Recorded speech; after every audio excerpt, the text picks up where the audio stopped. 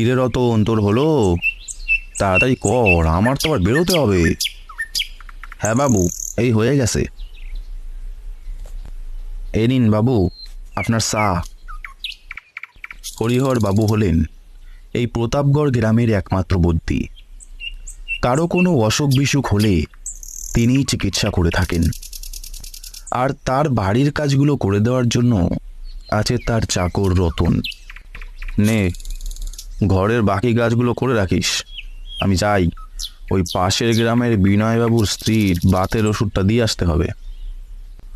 ঠিক আছে বাবু, আপনি নিশ্চিন্তে যান, আমি সব কাজ করে রাখবো কোন। সাবধানে যাবেন বাবু।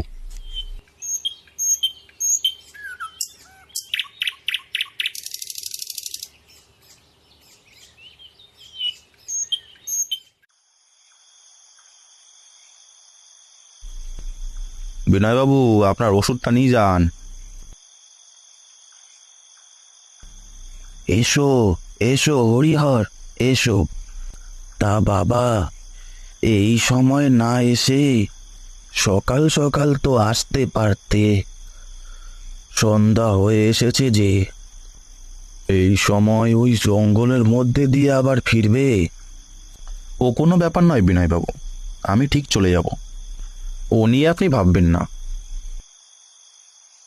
এই বলে ওষুধটা বিনয়বাবুকে দিয়ে ফেরার পথ ধরলেন হরিহর।